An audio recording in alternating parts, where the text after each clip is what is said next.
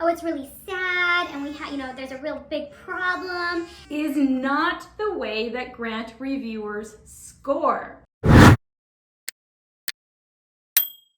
Hey there, it's Holly Rustic with Grant Writing and Funding, and I help grant writers write better grants, I help nonprofits get better funding, and I help change makers start freelance grant writing businesses and grow them.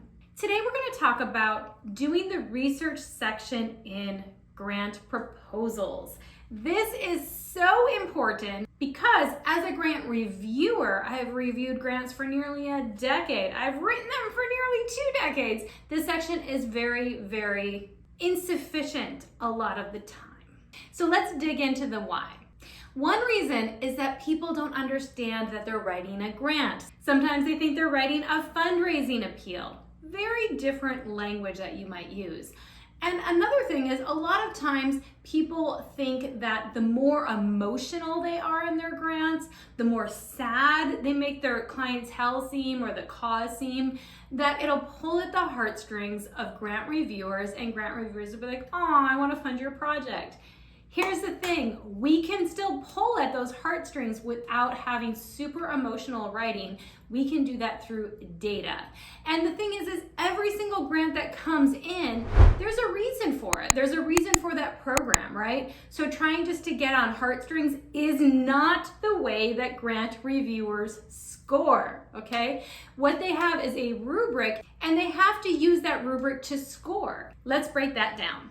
Data, citations, sources, a problem statement, target demographic, and really showcasing the need once again through data. Instead of saying, oh, it's really sad and there's a real big problem, we want to cut that out, all right? Now, what is going to help you score points in your problem statement, in your needs section? We want to know who is your target population. You would say, we're just going to serve the whole world, or we're going to serve animals in general, or veterans in general. We want to be specific. Now, if I went to say, okay, we're going to serve people in recovery, for instance. Are people in recovery in your certain area, your geographic area? Is it people in recovery with certain types of needs or certain types of recovery? Sometimes we break it down by gender, sometimes we break it down by race. We want to serve a certain target population. Because remember, when you're asking for money, it is a certain amount of money that is finite, and it is for a certain duration of time. So what you need to prove is that you can successfully spend those monies and you can implement that program. If you were to serve everybody or all these things, how are you going to do that with finite monies, with limited duration of time for that grant spending?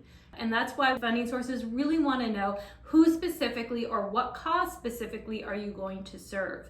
And that's going to help you become a lot more clear as well when you're writing a grant, because then you're going to get focused. All right, the next thing in our needs section after target demographic are a lot of the data and the resources and the information that can really support your main problem statement. Now, what I mean by this is you can get surveys to show information, you can get testimonials, case studies, focus groups, you can look for newspapers, reports, all of the things. And we also need to provide the citations of where you are finding them.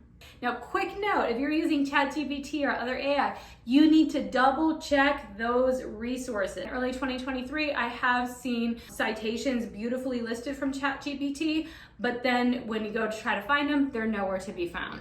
So do double check that if you are using AI. So once again, you need to provide where that source is coming from, that citation. We want to say if you got information about your target demographic, once again, people in recovery needing certain types of resources, what are some of the needs that they face? What are some of the problems? So maybe there's not enough transportation because the public bus system doesn't go in the area that a lot of these people live. Maybe you found an article that points that out, or a report, or testimonials, or surveys with those people in your target demographic. You would then need to cite where you got that information and include that in a grant. You can include it in parentheses and within the grant, footnotes if you're able to.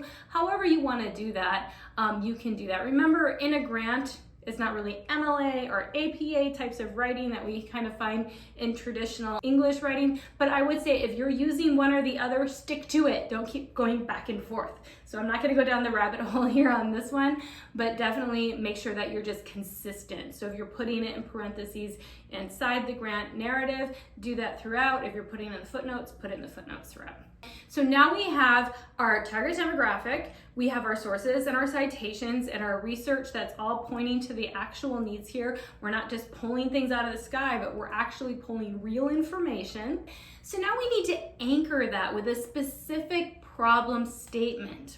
We really want to be able to showcase this is the main need. So we may say that there is no transportation available for people wanting to get to recovery services in this county.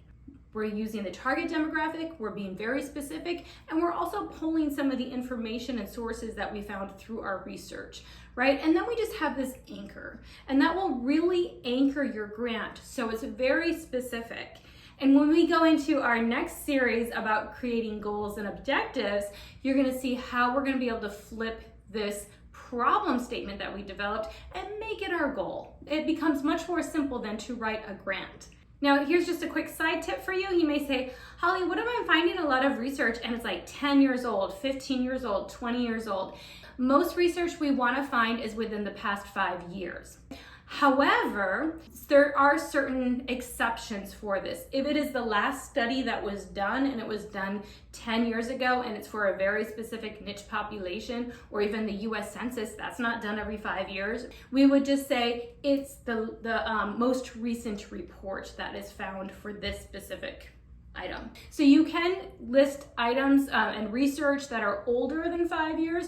However, I would just say make a little disclaimer about why some of your research is older, and make sure it's not all older, that you do have some more current research as well. All right, I hope that helps you with your grant writing. And if you would like more information about writing grants, you can definitely join our free grant writing class. So make sure you jump in there, make sure you get all of the resources so you can find our whole grant formula. Thanks for tuning in, and good luck on your grant writing.